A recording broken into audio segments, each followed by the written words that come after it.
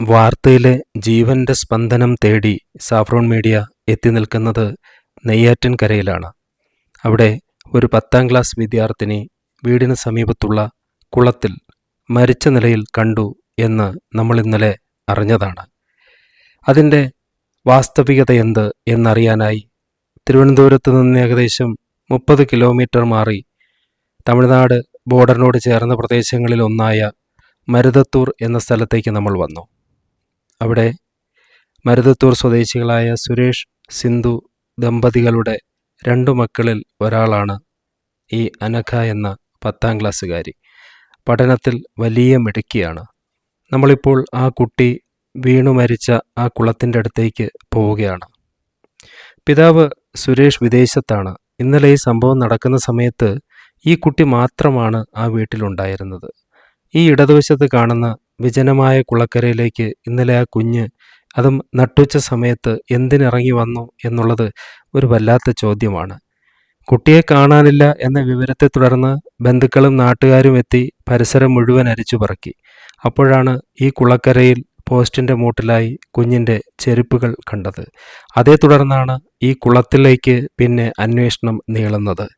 പോലീസും നാട്ടുകാരും ഫയർഫോഴ്സും ഒക്കെ നടത്തിയ അന്വേഷണത്തിനൊടുവിൽ ഈ കുളത്തിൻ്റെ അങ്ങേക്കരയിൽ ദൂരെ കാണുന്ന ആ മുളകൾ നിറഞ്ഞു നിൽക്കുന്ന ഭാഗത്ത് നിന്ന് ആ കുട്ടിയുടെ മൃതദേഹം പുറത്തെടുക്കുകയായിരുന്നു. പിതാവ് സുരേഷ് വിദേശത്താണ്. പിന്നെ ഇവിടെ ഉള്ളത് അമ്മ മാത്രമാണ് ഈ കുട്ടിയോടൊപ്പം. ഒരു സഹോദരി ദൂരെ ഹോസ്റ്റലിൽ നിന്ന് പഠിക്കുകയായിരുന്നു. ഇന്നലെ ഈ കുട്ടി മുത്തശ്ശൻ്റെ വീട്ടിൽ നിന്ന് മടങ്ങി വന്ന് ഉച്ചയ്ക്ക് ഈ വീട്ടിൽ പട്ടിയേം കളിച്ച് ഇരുന്നതായി ചില സൂചനകളുണ്ട്. അത് പരിസരത്ത് മുകളിൽ നമുക്കൊരു വീട് കാണാൻ പറ്റും. ഒരുപക്ഷെ അവരാരെങ്കിലും പറഞ്ഞതാവണം ഇങ്ങനൊരു വിവരം. എന്തായാലും കുട്ടിയുടെ അമ്മ ഉച്ചയോടുകൂടി ഈ വീട്ടിലേക്ക് വന്ന് നോക്കുമ്പോൾ വാതിൽ തുറന്നപ്പോൾ തനിയെ വാതിൽ തുറക്കാൻ പറ്റി. ഇതാണ് ആകെ ഉള്ള അവരുടെ വീട്ടിൻ്റെ അടുത്ത് കാണുന്ന ഒരു വീട്. ഇതാണ് അനഘയുടെ വീട്. ഈ വീട്ടിൽ ഒറ്റയ്ക്കിരുന്ന ആ കുട്ടി എന്തിനായിരിക്കും ആ കുളക്കരയിലേക്ക് ഇറങ്ങി ഓടിയത്? അത് അന്വേഷിച്ച് കണ്ടെത്തേണ്ടതാണ്. ഇപ്പോൾ ആ കുട്ടിയുടെ കൂട്ടുകാരികൾ ഈ ഒരു വലിയ ദുരന്ത വാർത്ത അറിഞ്ഞ് വളരെ സങ്കടത്തോടെ ഇങ്ങോട്ട് ഒഴുകിയെത്തുകയാണ്. ഫയർഫോഴ്സ് സംഘം സ്ഥലത്തെത്തുമ്പോൾ നാട്ടുകാരുടെ തിരച്ചിൽ പൂർണ്ണമായും ശരിക്കും ഫലം കണ്ടിരുന്നു. ആ കുളത്തിലെ ഒരു ആഴമുള്ള ഭാഗത്ത് ഈ കുട്ടിയുടെ മൃതദേഹം നാട്ടുകാർക്ക് കിട്ടി എന്നാണ് പറഞ്ഞു കേൾക്കുന്നത്. എന്തായാലും മൃതദേഹം നെയ്യാറ്റിൻകര ജനറൽ ഹോസ്പിറ്റലിലേക്ക് കൊണ്ടുപോയി. പോലീസ് സംഭവത്തെ തുടർന്ന് അസ്വാഭാവിക മരണത്തിന് കേസെടുത്തിട്ടുണ്ട്. ഇൻക്വസ്റ്റ് തയ്യാറാക്കി അന്വേഷണം ആരംഭിക്കുന്നുണ്ട്. പോസ്റ്റ്മോർട്ടം കൂടി കഴിഞ്ഞാൽ മാത്രമേ യഥാർത്ഥത്തിൽ എന്താണ് സംഭവിച്ചത് എന്ന് മനസ്സിലാവൂ. ഈ വാർത്തയെ ഫോളോ ചെയ്താണ് നമ്മൾ ഇവിടെ ഈ സ്ഥലത്തേക്ക് എത്തിയത്. നമ്മളിവിടെ വരുമ്പോൾ ഈ മരുതത്തൂർ എന്ന് പറയുന്ന ഈ സ്ഥലത്ത് ഈ കുളത്തിന് ഒരു പേരുണ്ട് കേട്ടോ. ഇതിൻ്റെ പേര് പട്ടിക്കവിള കുളം എന്നാണ്. ഇവിടെ നമുക്ക് ഒരു കാര്യം ചെയ്യാം. ഈ കുട്ടി മരിച്ചു കിടന്നു എന്ന് പറയുന്ന ആ സ്ഥലത്തേക്ക് നമുക്കൊന്ന് പോയി നോക്കാം. ഇവിടെയാണ്, ഈ പോസ്റ്റിൻ്റെ മൂട്ടിലാണ് കുട്ടിയുടെ ചെരുപ്പുകൾ 2 കിടക്കുന്നത്. ഞാൻ ഇനിയിപ്പോൾ ഇത് കുട്ടിയുടെ ചെരുപ്പല്ല എന്ന് വന്നാലോ എന്ന് കരുതി അടുത്ത് നിന്ന് ആൾക്കാരോടും ബന്ധുക്കളോടും ചോദിച്ചു. അപ്പോൾ അവരും പറഞ്ഞു ഇത് തന്നെയാണ് ആ കുട്ടിയുടെ ചെരുപ്പ്. ഈ ചെരുപ്പ് കണ്ടതിനെ തുടർന്നാണ് അവർ ഈ കുളത്തിലേക്ക് പിന്നെ അന്വേഷണം വ്യാപിപ്പിക്കുന്നത്. വളരെ ടെൻഷൻ, പ്രഷർ, വളരെ ഭ്രാന്തമായിട്ടുള്ള മാനസിക സമ്മർദ്ദത്തിലായിരുന്നു ഈ ചെരുപ്പ് ഇങ്ങനെ ഇവിടെ കിടക്കുന്നത് കുളക്കരയിൽ കാണുമ്പോൾ ആ കുടുംബത്തിനുണ്ടായത്. കൂട്ട നിലവിളികളായിരുന്നു ഇന്നലെ ഉച്ചയ്ക്കായിരുന്നു ഈ സംഭവം. ഉച്ചയ്ക്കെന്ന് പറഞ്ഞു കഴിഞ്ഞാൽ ഏകദേശം മുത്തശ്ശൻ്റെ വീട്ടിൽ നിന്ന് കുട്ടി 11 മണിയോടെ വന്നതാണ്. ഇവിടെ വന്നിട്ട് പിന്നെ 11:30ക്കും 12-നുമൊക്കെ അമ്മയും മുത്തശ്ശനും ഒക്കെ ശ്രമിച്ചതൊക്കെ കുട്ടിയെ ഫോണിൽ കിട്ടുന്നുണ്ടായിരുന്നില്ല. ഇവിടെ നിന്ന് ഈ കുട്ടിയുടെ മൃതദേഹം കിടന്ന സ്ഥലത്തേക്ക് നമ്മൾ നടക്കുകയാണ്. ഇതുവഴി നടന്നു പോകാൻ ചെറിയ പ്രയാസമുണ്ട്. കാരണം ഒരാളിന് കഷ്ടിച്ച് നടന്നു പോകാനുള്ള വഴിയേ ഉള്ളൂ. ഇതിനിടയിൽ ആരോ പറയുന്ന കേട്ടു, കുട്ടി അവിടെ ഒരു പട്ടിയുമായി കളിച്ചുകൊണ്ടിരുന്നു. അപ്പോൾ വേറെ ഏതോ ഒരു പട്ടി ഓടി വന്നത്രേ. പട്ടിയെ കണ്ട് ഭയന്നിട്ടാവണം ഈ കുളക്കരയിലേക്ക് ഓടിയെന്നൊക്കെ വെറുതെ നാട്ടുവർത്തമാനം. എന്നാൽ നിങ്ങൾ കണ്ടോ എന്ന് ചോദിച്ചു കഴിഞ്ഞാൽ ഞാൻ കണ്ടില്ല, ഞാൻ പറഞ്ഞു കേട്ടു. ഇങ്ങനെ ഈ രീതിയിൽ ആൾക്കാർ പറയുകയാണ്. അതിലൊരു വ്യക്തതയില്ല. പിന്നെ ഈ മറുവശത്ത് വഴിയൊന്നുമില്ല ആ കുട്ടിക്ക് വരാൻ വേണ്ടി. പിന്നെ ഈ വളരെയധികം നാരോ ആയിട്ടുള്ള ഒരടി പോലും വീതിയില്ലാത്ത സ്ഥലത്ത് നമുക്ക് പോലും ഭയം തോന്നുന്ന ആ ഒരു വഴിയിലൂടെ ഈ കുട്ടി ഈ കുളത്തിൻ്റെ അങ്ങേ തലക്കലേക്ക് ഓടുകയോ നടന്നെത്തുകയോ ഒക്കെ ചെയ്തിരിക്കുകയാണ്. അപ്പോൾ ആ വീട്ടിൽ നിന്ന് വാതിൽ പോലും പൂട്ടാതെ വീട്ടിൽ കുട്ടികൾ ഉപയോഗിക്കാറുള്ള ഒരു ട്രൗസറും ഇട്ട് ആ കുട്ടി ഇറങ്ങി ഓടി ഇവിടം വരെ എത്തിയിരിക്കുന്നു. ഈ ഭാഗത്തായിട്ടാണ് ഇന്നലെ മൃതദേഹം കണ്ടത്. വാർത്തകളിൽ നിന്ന് നമുക്കത് മനസ്സിലാവും. അങ്ങ് ദൂരെ നിന്ന്, അതായത് ആൾക്കാരുടെ കൂട്ടം നിൽക്കുന്ന കാണാം. ഇവിടെ ഇപ്പം നമ്മൾ ഒറ്റയ്ക്കേ ഉള്ളൂ ഈ ഭാഗത്തായിട്ട്. ഇവിടെ മുൻപും ഒരു മരണം നടന്നിട്ടുള്ള സ്ഥലമാണെന്ന് പറഞ്ഞു കേൾക്കുന്നു. ഒരു പൂർണ്ണ ഗർഭിണി മരിച്ച ഒരു സ്ഥലമാണ്. വളരെ വന്യമായിട്ടുള്ള, വളരെ വിജനമായിട്ടുള്ള, മേ ബി ഈ പ്രദേശത്തിന് നമുക്ക് അങ്ങനൊരു വന്യത മരണത്തെ തുടർന്ന് ഫീൽ ചെയ്യുന്നതാവും. ഇവിടെയാണ് ആ കുട്ടി കിടന്നതെന്ന് പറയുന്നു. കുട്ടി ഇന്നലെ ഡെഡ് ബോഡി കിട്ടി അതിനെ പുറത്തേക്ക് എടുക്കുന്ന സമയത്ത് അതിൻ്റെ വയറൊക്കെ ഒട്ടിക്കിടക്കുകയാണ്. ഒരു തുള്ളി വെള്ളം പോലും കുട്ടി കുടിച്ചിട്ടില്ല. പിന്നെ ഈ കാണുന്ന കിണർ പോലുള്ള ഒരു സംവിധാനത്തിൽ നിറയെ ധാരാളം പ്ലാസ്റ്റിക് ബോട്ടിലുകളും ഒപ്പം നമ്മുടെ ഗവൺമെൻറ്റിന് വരുമാനം കൊടുക്കുന്ന ധാരാളം മദ്യക്കുപ്പികളും കാണാം. അപ്പോൾ എന്താണ് പ്രോത്സാഹിപ്പിക്കപ്പെടേണ്ടതെന്ന് അറിയില്ല. ഇവിടെ മദ്യക്കുപ്പികൾ നിറയെ ഉണ്ട് ഈ പരിസരത്തൊക്കെ. ഏതായാലും ഇവിടെ വെച്ചാണ് ആ ദുരന്തം സംഭവിച്ചിരിക്കുന്നത്. ഈ പ്രകൃതിക്ക് അതിൻ്റേതായിട്ടുള്ള ഒരു വന്യവും മൂകവുമായ ഒരു പ്രതികരണമുണ്ട്. ഇവിടെ നിൽക്കുമ്പോൾ നമുക്കത് ഫീലാവുന്നുണ്ട്. ഇന്നലെ മുഴുവൻ ഇവിടെ തിരക്കുകയായിരുന്നു ഈ കുളം ഒന്നാകെ. ഒടുവിൽ ഇതിൻ്റെ ഈ കരയിൽ, അതായത് അങ്ങ് റോഡിൽ നിന്ന് 50-70 മീറ്റർ മാറി ഉള്ളിലേക്ക് വന്നാൽ കാണുന്ന ഈ സ്ഥലത്ത് ഒറ്റയ്ക്ക് ആ കുഞ്ഞ് നട്ടുച്ചയ്ക്ക് വന്ന് ചാടി എന്ന് പറഞ്ഞാൽ എങ്ങനെ നമുക്ക് വിശ്വസിക്കാനാവും? ശരിക്കും അതിലെ ദുരൂഹതകൾ കുടുംബം തന്നെ പറയുന്നുണ്ട്. ഒരിക്കലും അവരുടെ കുഞ്ഞു വാവച്ചി എന്നൊക്കെയാണ് ആ കുട്ടിയെ വീട്ടിൽ വിളിക്കുന്നത്. അവൾ ഇത് ചെയ്യില്ല എന്നാണ് അവളുടെ ചേച്ചിയും പറയുന്നത്. അവളുടെ ചേച്ചി ഇന്നലെ ഈ സംഭവം അറിഞ്ഞ് ശരിക്കും മൃതപ്രായമായിട്ടാണ് ഇവിടെ വന്നിട്ടുള്ളത് തിരിച്ച് വീട്ടിലേക്ക്. അവളുടെ വാവ ഇതുപോലെ ചാടില്ല, അതിന് വേണ്ടിയിട്ടുള്ള മാനസിക സമ്മർദ്ദം, പരീക്ഷയ്ക്ക് വേണ്ടിയിട്ടുള്ള പേടി, പരീക്ഷ കഴിഞ്ഞാൽ മാർക്ക് കുറയുമോ എന്നുള്ള പേടി, അങ്ങനെയുള്ള ഒന്നും ആ കുട്ടിക്കില്ല. കാരണം നന്നായിട്ട് 10ാം ക്ലാസ്സും തുടർന്നുള്ള +10ാം ക്ലാസ്സാണ് ഇപ്പോൾ ഈ കുട്ടി. 10ാം ക്ലാസ്സിലെ മലയാളം എക്സാം കഴിഞ്ഞിട്ടാണ് കുട്ടി ഇങ്ങോട്ട് വന്നതെന്ന് പറയുന്നു. ഇപ്പോൾ ഒരു ബന്ധു നമ്മളോടൊപ്പം ചേരുന്നുണ്ട് ആ കുട്ടിയുടെ. നമുക്ക് വിശദമായിട്ട് ചോദിച്ചറിയാം കാര്യങ്ങൾ. ഓടി വന്നു എന്ന് പറഞ്ഞു കഴിഞ്ഞാൽ അത് വിശ്വസിക്കാൻ അല്പം പ്രയാസം. ഇനി ഇവിടെ എങ്ങാനും കുട്ടികൾ വന്ന് ഇരിക്കുന്ന സ്ഥലമാണോ നമുക്കറിയില്ല. അല്ല, ഉപയോഗമില്ല. കാരണം ഇതിലൊക്കെ ഇറങ്ങിക്കഴിഞ്ഞാൽ മറ്റേ മസ്തിഷ്ക ജ്വരം പിടിക്കും. ഇതിനു മുമ്പ് ഇതില് മീനിട്ടിരുന്നു. എവിടെ ഇതില്? മീനിട്ടു. ചേട്ടന് ആ കാര്യങ്ങൾ അറിയാവുന്നതാണോ? മീനിട്ടിരുന്നായിരുന്നു പഞ്ചായത്തിന്റെ കീഴില്. അന്നേരം വന്നിട്ട് ഇവിടെ കുളിക്കാനൊന്നും ആരും ഇറങ്ങത്തില്ല. കാരണം ആ വെള്ളം ഒരു സൈസ് മാലിന്യ വെള്ളമാണ്. അതിന്റെ തീറ്റയൊക്കെ ഇട്ടും പറിക്കും. പക്ഷെ ആ സമയത്തൊക്കെ ഇവിടെ എപ്പോഴും ആളുണ്ടാവും. ഈ മീനിന്റെ ഉടയക്കാര് 1, 2, 3 ആൾക്കാർ ഈ കരയിലൊക്കെ വന്ന് അതിന് ഭക്ഷണം കൊടുക്കുകയും അത് നോക്കുകയൊക്കെ ചെയ്യുന്ന സമയം. അത് മാറ്റിയതിന് ശേഷമാണ് ഇവിടെ ആളില്ലാത്തത്. അത് പോയിട്ട് അവിടെ നിന്ന് ഇതുവരെ ഒരു സ്കൂട്ടിയോ ഒരാൾ നടന്നോ വരുന്നെങ്കിൽ ഈ ഭാഗത്തുള്ള എല്ലാം കാണാൻ സാധിക്കും. തീർച്ചയായിട്ടും. അപ്പോഴേ ഈ കൊച്ചു ചെയ്യുന്നതിനും ഒരു മണിക്കൂർ മുമ്പ് എൻ്റെ ഒരു ബന്ധുവിന് കുറച്ചപ്പുറത്ത് താമസിക്കുന്നു. ആ ചേട്ടന് കാല് സുഖമില്ലാതെ ആശുപത്രിയിൽ പോയിട്ട് ചേച്ചിയും ചേട്ടനുമായിട്ട് ഇവിടെ നിന്ന് നടന്നാ പോയത്. ആള് കൊന്നി പതുക്കെ മെല്ലെ പോകുന്ന സമയത്തും ഇവിടെ ആരും ഉണ്ടായിരുന്നില്ല. വിജനമായിരുന്നു. അതെ, വിജനമായിരുന്നു. ഒരുപക്ഷെ ഈ മുളങ്കാട് ഇങ്ങനെ കിടക്കുന്നോണ്ട് ഇവിടെ ഇരിക്കുന്നത് കാണാൻ പറ്റുമോ? അല്ല, കാണാം. ഇവിടെ നിന്ന് നോക്കുമ്പോൾ കറക്റ്റാ കാണാം. ഞാൻ നോക്കി തന്നെ വന്നിട്ടുള്ളൂ. ഇവിടെ എങ്ങനെ ഇരുന്നാലോ? ഇവിടെ ഇരുന്നാ കാണാൻ പറ്റില്ല. ഇവിടെ ഇരുന്നാ കാണാൻ പറ്റില്ല. അപ്പോൾ പിന്നെ ഈ രൂപത്തിൽ ഈ 15 വയസ്സുകാരി മറ്റ് പ്രശ്നങ്ങളൊന്നും ഇല്ലെങ്കിൽ ഈ കുളത്തിൽ ചാടി മരിക്കാനായിട്ട് എന്തും വന്നു എന്ന് പറയാൻ ആർക്കും കഴിയത്തില്ല. അങ്ങനെ വിശ്വസിക്കാനും കഴിയില്ല. കാരണം ചാടിയാൽ മരിക്കാൻ ചാൻസ് ഇല്ല. ഇവിടെ ഒന്നും അത്ര ആഴമില്ല. കുറവാണ്. പക്ഷെ ഇവിടെ ഒരു കുഴിയുണ്ട്. ഈ ഭാഗത്തൊരു കുഴിയുണ്ട്. അതെ, ഈ ഭാഗത്തായിട്ടൊരു കുഴി. കൊച്ചു കിടന്നത് എവിടെയാണ്?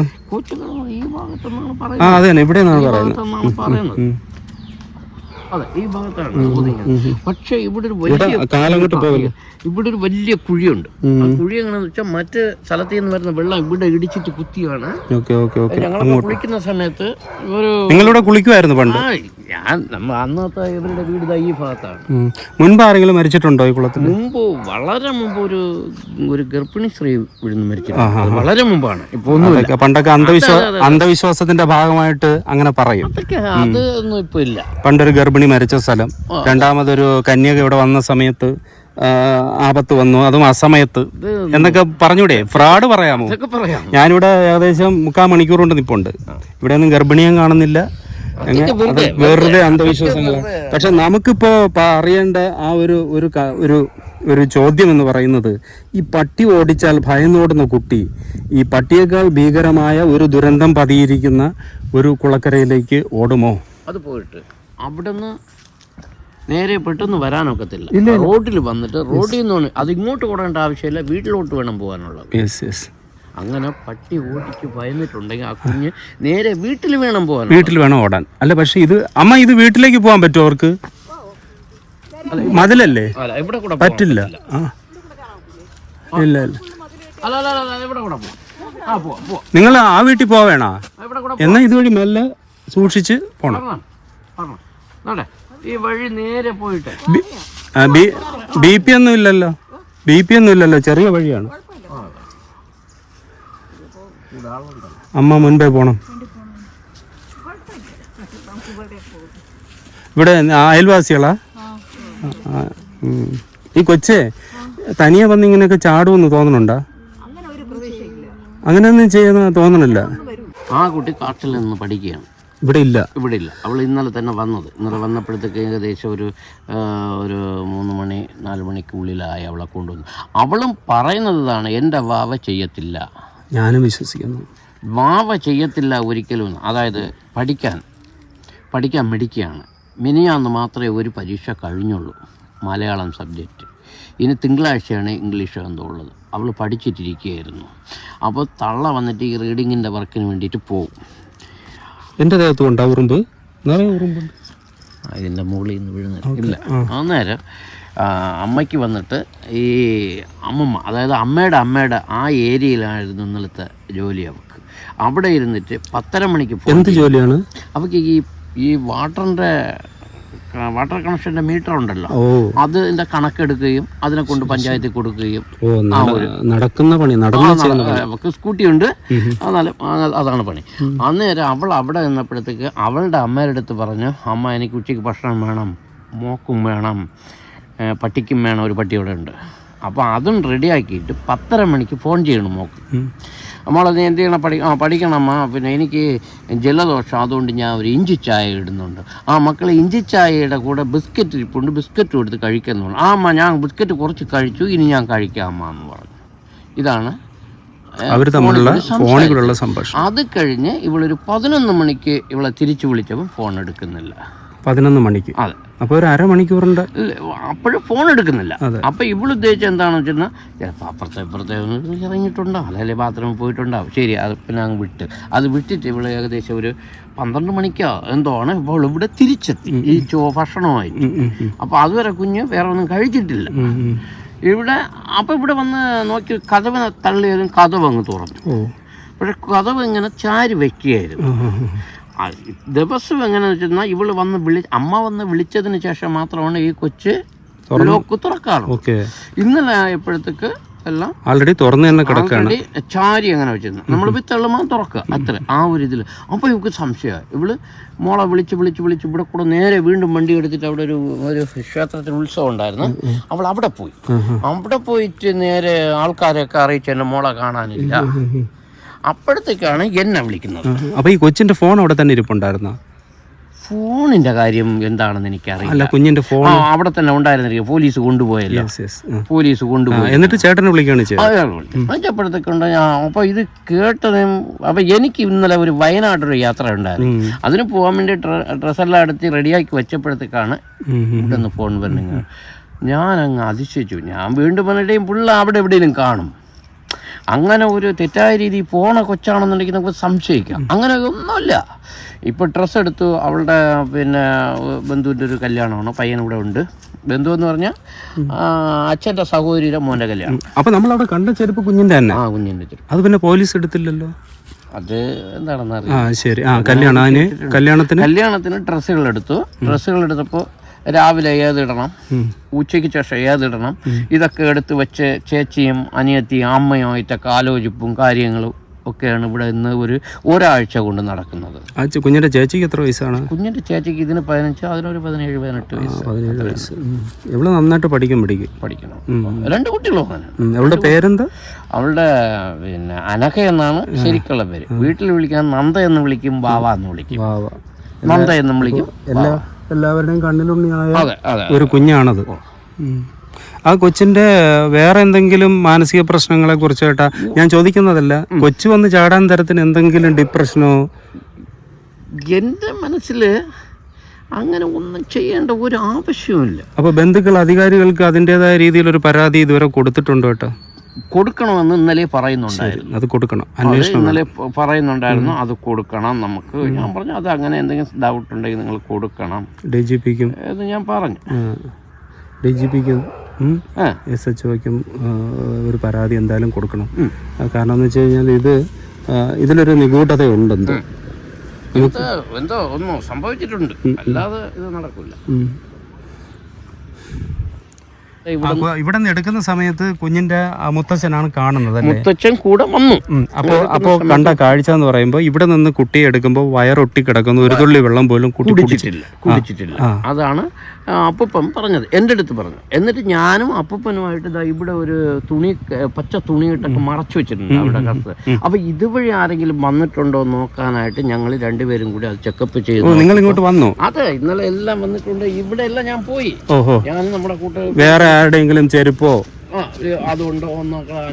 അപ്പൊ ഇവിടെ വേറൊരു ഗ്രൂപ്പ് പറഞ്ഞിട്ടുള്ളത് അവിടെ ഒരു വസ്തുവിലിരുന്ന് വെള്ളമടിക്കലും ഉണ്ട് ഈ ഭാഗത്ത്. അതെ, ഈ ഭാഗത്തും ഉണ്ട്. അവരെ കൊണ്ട് ഇതുവരെ ഒരു ശല്യങ്ങളൊന്നും ഉണ്ടായിട്ടില്ല, പക്ഷെ അവർ വെള്ളമടിക്കും ഉണ്ട് എന്നുള്ളത് മാത്രമാണ് പറഞ്ഞത്. വെള്ളം കുടിച്ചിട്ടില്ല എന്തായാലും. വെള്ളം കുടിച്ചിട്ടില്ല. അപ്പോൾ ഈ കൊന്നിട്ട് കൊണ്ട് ഉപേക്ഷിക്കുന്ന പോലത്തെ ഒരു സിംറ്റമാണ് ഈ വെള്ളം കുടിക്കാത്ത അവസ്ഥയിൽ അതിനെ കിട്ടുക എന്ന് പറയണത്. അപ്പോൾ ഈ പരാതി ഇല്ലെങ്കിൽ അന്വേഷണം അത്രമാത്രമേ ഉണ്ടാവൂ എന്ത് കാര്യത്തിലായാലും. ഇവിടേക്ക് ഇങ്ങനെ ആരും വരാത്ത പറമ്പുകൾ, ഒഴിഞ്ഞു കിടക്കുന്ന പറമ്പുകളുണ്ട്. ഇതുപോലെ ഒരു തണുത്ത അന്തരീക്ഷവും ഏറ്റവും ഒരു മനസ്സിന് സമാധാനവും കുറേ നന്മകളും ഒക്കെ ഉള്ള ഒരു സ്ഥലത്താണ് ഇപ്പം ഈ സംഗതി ഇങ്ങനെ നടന്നിരിക്കുന്നതെന്ന് കാണാം.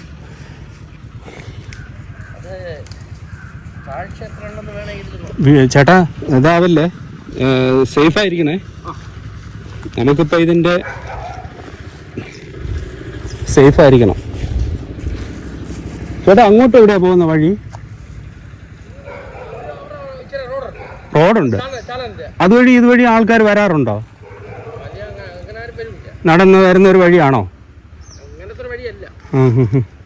ഇത് പോയി കയറുന്നത് എവിടെയാ നിങ്ങളിപ്പോൾ വന്ന സ്ഥലം? അവിടെ ആള് താമസമുണ്ട് ഒരുപാട്.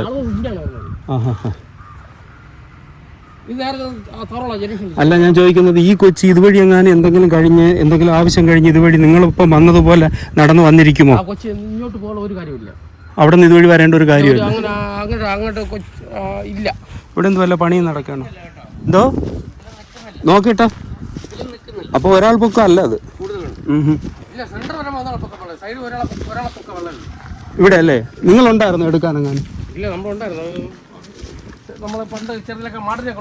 ഓ, മാടിനെ കുളിക്കും. ആ, ഓക്കെ.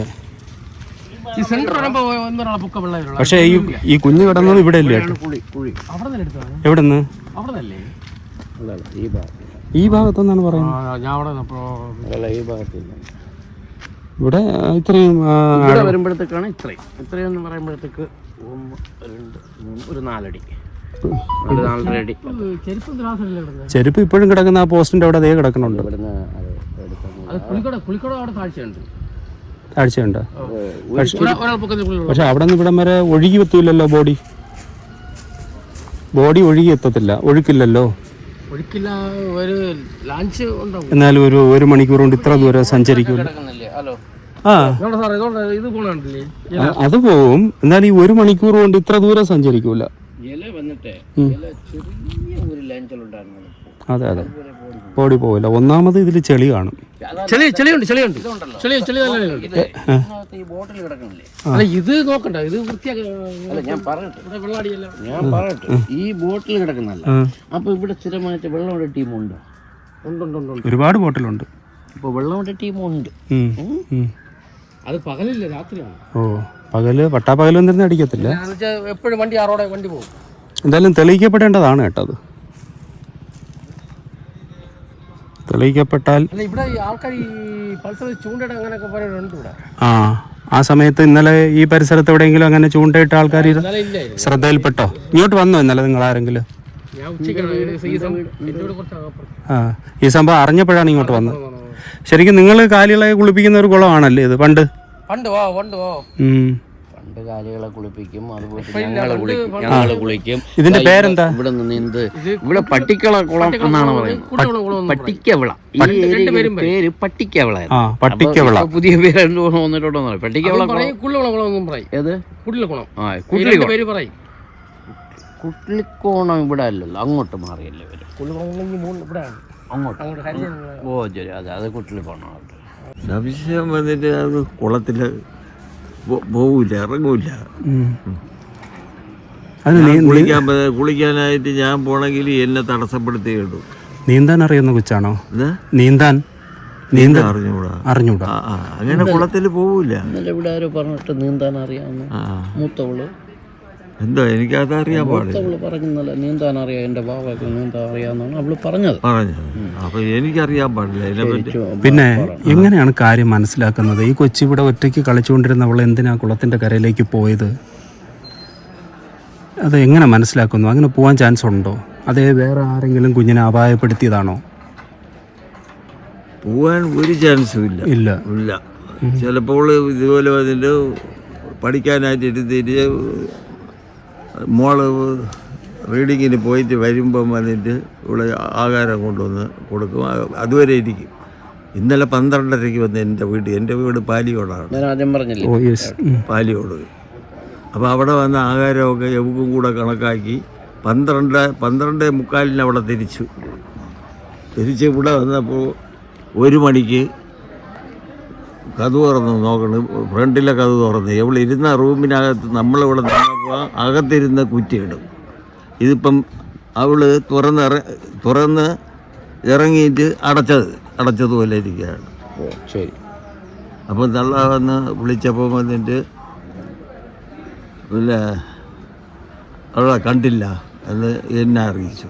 പിന്നെ ഞാനും ഭാര്യയും കൂടി അവിടെ വന്നു. അപ്പോൾ എവൾ അവിടെ നിന്ന് ആഹാരം കൊണ്ടുവരുന്ന സമയം ഇത്ര മണിയെന്ന് ഞാൻ ചോദിച്ചപ്പോൾ ഫോൺ എടുത്തില്ല. അപ്പം വേറെ ഇവിടെ ഉള്ള ഒരു പയ്യനാണ് അവളെ ചാടാറ്. എന്നെ അറിയിച്ചപ്പോൾ 2:45. 12:45 1 മണിക്ക് അവിടെ നിന്ന് തിരിച്ചു. വേറെ ആരെങ്കിലും ഇവിടെ ഉണ്ടായിരുന്നോ? വേറെ ആരുണ്ടായിരുന്നു? വേറെ ഇവള് മാത്രമേ ഉള്ളൂ. കൊച്ചു മാത്രമേ ഉള്ളൂ. കൊച്ചു മാത്രം. വേറെ ആരും വന്നതായിട്ടും അറിവില്ല. അല്ല.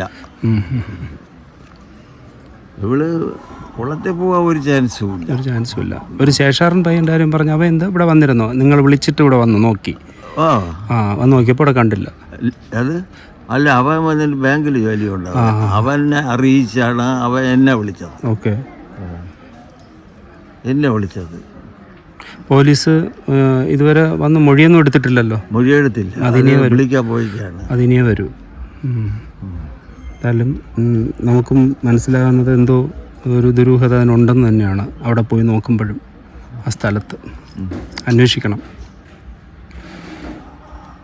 ഒരു ചാൻസും ഇല്ലാതെയാണ് അതിൻ്റെ. അത് ആ വെള്ളം അവിടെ വന്നിട്ട് ഈ വെള്ളം ഒരുപാട് ഉള്ളപ്പോഴും വന്നിട്ട് ആ ഇത് മാടിനെ കഴിവുള്ള സ്ഥലമാണ്. അവിടെ വന്നിട്ട് ഈ വെറിയത്ത് വെള്ളം കുറവാണ്. അപ്പം മുമ്പ് പയ്യന്മാരവിടെ ഉള്ള ഒരു മാവ് മതിൽ കെട്ടി ഇപ്പോഴും ഇത്ര വെള്ളം അത്രേ വരില്ല. ഇപ്പം അത്രയുണ്ട്. ഞങ്ങൾ അവിടെ നിന്ന് ഇങ്ങനെ അളന്നു നോക്കി, ഇത്ര ഒരു കമ്പെടുത്ത് അളന്നു. മുകളിൽ മുറിവോ കാര്യങ്ങളൊന്നും ഇല്ല. ഞാൻ കഷ്ടമായിട്ട് നോക്കിയാണ്. വയറൊക്കെ പൊട്ടി. എന്ത് ഡ്രസ്സായിരുന്നു കുഞ്ഞിന്? ഇത് ഡ്രസ്സ് എന്തായിരുന്നു? ഡ്രസ്സ് നേരത്തെ ഇട്ടത് ഇതുവരെ. അത് എന്നാ ചുരിദാറാ? ഇല്ലേ? ചുരിദാറാ? ഇല്ല ചുരിദാറില്ല, ഈ വീട്ടിലിടുന്നത്? നിക്കാറ് വീട്ടിലിടുന്നത്. ഓ ഓ ഓ. അപ്പോൾ വീട്ടിലിടുന്ന ഇട്ടുകൊണ്ട് കൊച്ചെന്തായാലും പുറത്തോട്ട് പോവില്ല. പോവില്ല. ആ റോഡിലോട്ട് പോവില്ല അവള്, ആ ട്രൗസർ ഇട്ടുകൊണ്ട്. അവള് പോവില്ല. ആ കുഞ്ഞിന് എന്തു പറ്റിയെന്ന് ആർക്കും അറിഞ്ഞുകൂടാ. തൊട്ടടുത്തൊരു വീട്ടിലെ CCTV ക്യാമറയിലെ ദൃശ്യങ്ങൾ പരിശോധിക്കാൻ ശ്രമിക്കുമ്പോൾ അത് പ്രവർത്തനക്ഷമമല്ല എന്നാണ് പറയുന്നത്. മിക്കവാറും ഇതുപോലെ എല്ലായിടങ്ങളിലും CCTV ക്യാമറകളുണ്ടാവും. പക്ഷേ അതൊക്കെ ഏതെങ്കിലും രീതിയിൽ കംപ്ലൈൻ്റായി ഇരിക്കുന്നുണ്ടാവും. ഈ ഒരു വന്യതയിലേക്ക് ആ കുഞ്ഞിൻ്റെ ജീവനെടുത്തു പോയത് എന്താണ്? അന്വേഷിക്കണം.